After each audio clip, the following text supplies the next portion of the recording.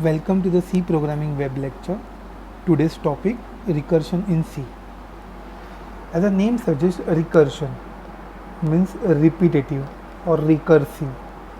When a particular function is called recursively, we call it as a recursion.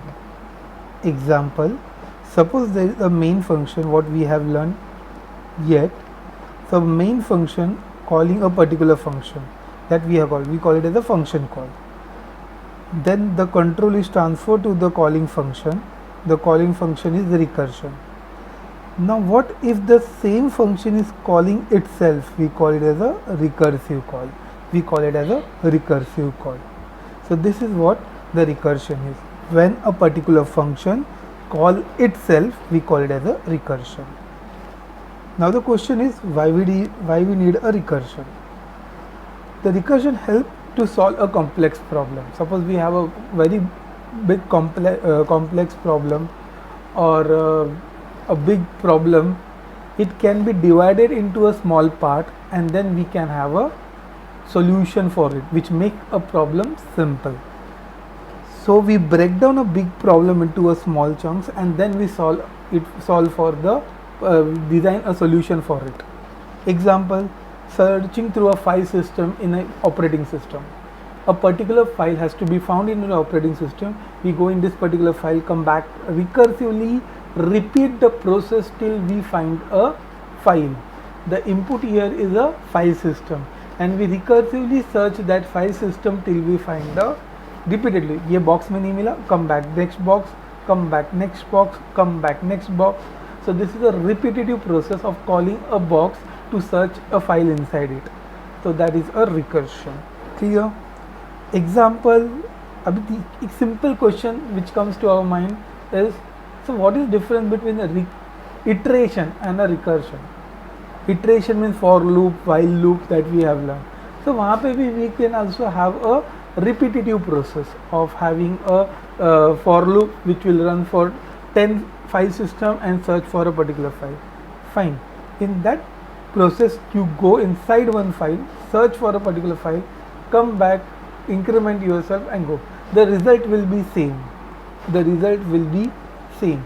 But the coding or the structure of solution is bit difficult. Number of times the for loop should run, the number of end condition, number of first condition, initial condition, end condition, incremental values has to be taken care. And recursion, you just go into a loop of yourself till you find a solution. When you find a solution, you come back in that loop giving a output to the calling function and thus the recursion tree is generated. We'll see it with an example. Before that, we should know there are two types of recursion, direct recursion and indirect recursion. So what is direct recursion? Simple, the structure of calling a function help us to give an idea of a direct recursion and indirect recursion. So we talk about the direct recursion. When suppose there is a play function pass function. In the pass function, the pass function is called by a main function and inside the pass function you are again calling a pass function by updating a value or by keeping a value same. Is up to you how you want to call it. So this process will again call a function pass. Now again function will go inside and again there will be execution of pass minus 1. So this process create a circular loop we call it a recursive function, and that is a direct. When the function is called in itself, we call it a direct recursion. Then what is the indirect recursion? In the indirect recursion, suppose there are two functions pass and pass2. So what happens when we call a pass function? Inside a pass function we call a pass2 function. The control is transferred to the pass2 function. The control is transferred to the pass2 function. Again the pass2 function is executed. It goes inside a pass2 function and it calls a pass function. Again the control is transferred to the pass function. So there is a loop, a circular loop. Yes, this continues and that's why we call it a recursive. And but the recursiveness in this is not by calling a function itself, but by invoking a function from some other function. and that we called as an indirect function. We'll take a day-to-day life example in your about the recursion. Imagine you are standing in a queue and you want to know how many people are there in front of you. So what will be your process? There are multiple ways of finding it out, but you have an idea. What you do, you just ask a question to a person standing in front of you to check how many people are there in front of him. That person and again start the loop and ask a person front of him कि how many people are there in front of that particular person, and again that person asks to the first person how many people are there in front of you. That first person reply back with 0. The second person reply back there is one person in front of me. Third person reply back there are 2 people in front of me, and hence you get an answer of having 3 people in front of you. So this is a recursion, how it works. Otherwise what will happen, you have to go and solve a problem by counting number of people in front of you by yourself, going and counting. That is the iterative process. But the recursive have solved your same problem in the very easiest way, and that easier way, and that is what we are intended to have or use a recursion. Understood? Let's take an example. Suppose a value is 5 in a main function, and main function has called a sum function by passing a value of a. तो a का value कितना हुआ? 5. Inside a function, sum function, we are calling sum function again. तो direct recursion by updating a value of passing parameter, that is a minus 1. मतलब क्या value जाएगा पास? 4.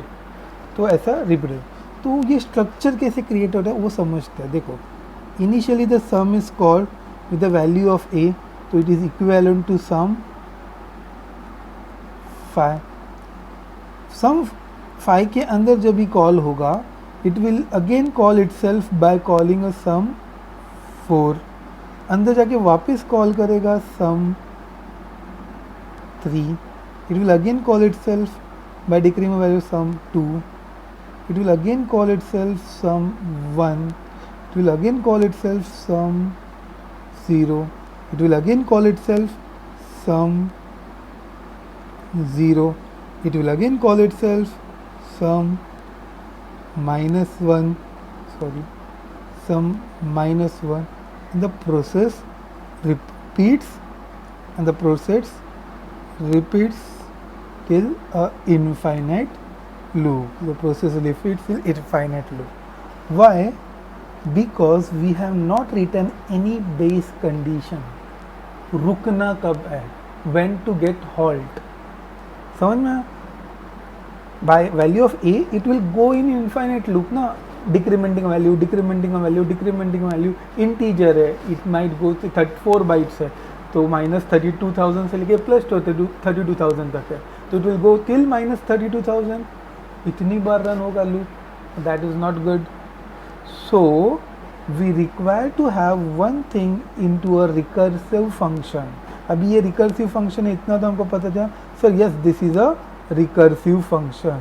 Why? Because it is calling itself, and we have seen a structure of it. But this is not stopping, so the function is going into a infinite loop.